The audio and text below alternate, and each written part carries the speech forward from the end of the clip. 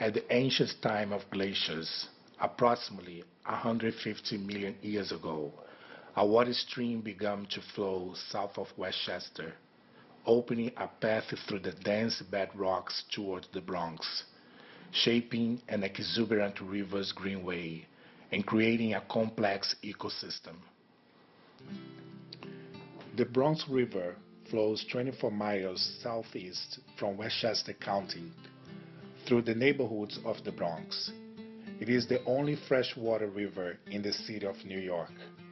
For many centuries, the Bronx River held a unique and extraordinary ecosystem with an exotic biodiversity of flora, fauna, and aquatic organisms. The river's water was crystal clear, pure drinking water, and the main source of sustainability for an entire ecosystem, a safe home for several species to procreate and spawn.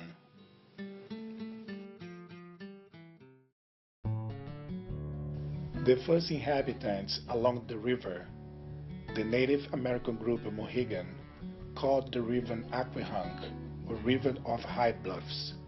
They lived for many centuries along the river's bank, which held a strong spiritual significance for them. They relied on the river's source of fresh water for fishing, hunting, and transportation. In the early 17th century, European traders were attracted to the Bronx River due to its abundance of beavers, wildcats, and other furry animals as business opportunity in the profitable marketplace of furs. In 1639, a wealthy Swedish man and former sea captain John Bronx became one of the first Europeans to settle in the area. Upon acquiring the property, both land and river were named after him.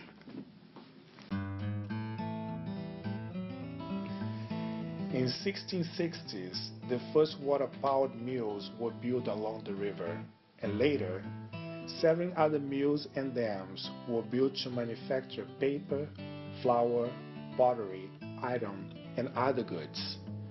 The construction of these factories altered the river's natural course. These facts set the beginning of the industrial cycle along the river.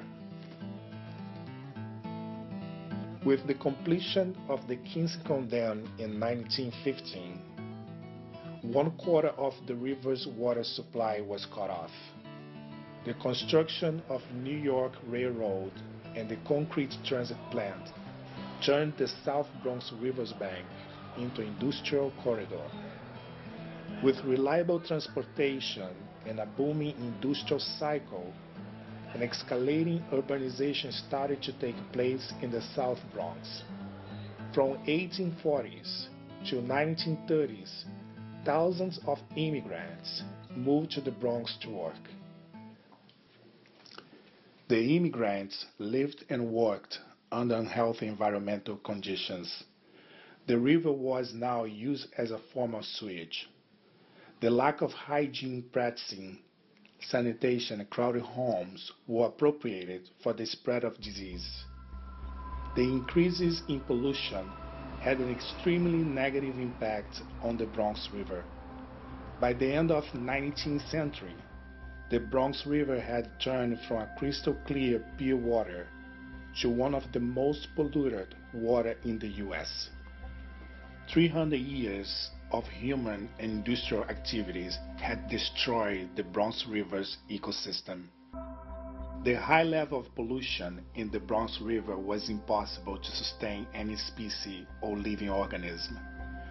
By mid-20th century, the Bronx River was considered a dead river.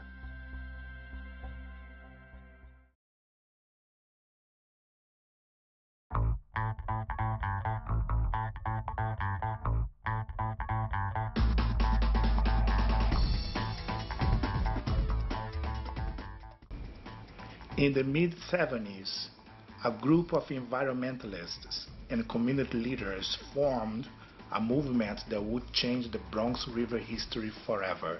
The process of restoration of the Bronx River began with the hard work of cleaning it and educating businesses and community about the importance of preserving its environment.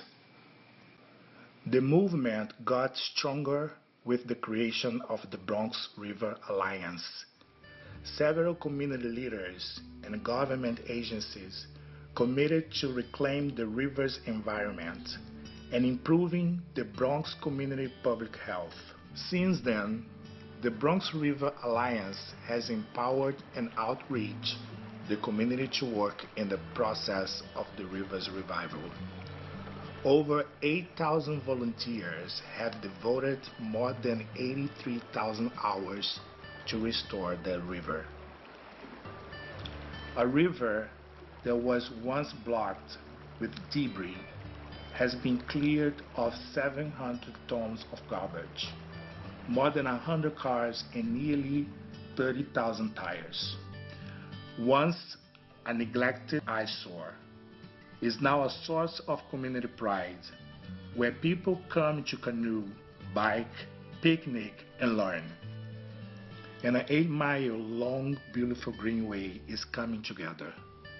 The river is getting cleaner and more beautiful each year. The hard work into the Bronx River revival process has reversed from counting the number of cars pulled from the river to counting the new wildlife returning. The first beaver sighted in the river in 2007 after 200 years absence, and then the second beaver sighted in 2010 was celebrated by the entire community as a sign that their arduous work to clean up and restore the river has not been in vain. The community has embraced a new social and civil responsibility to preserve the river's environment and work together to rescue what was lost by the mankind's ambition. The community mentality and behavior has changed, and a new social perspective has been created among them. A sense of pride and ownership, a lifetime change has taken place in the Bronx community, and a new history of the Bronx River has just begun.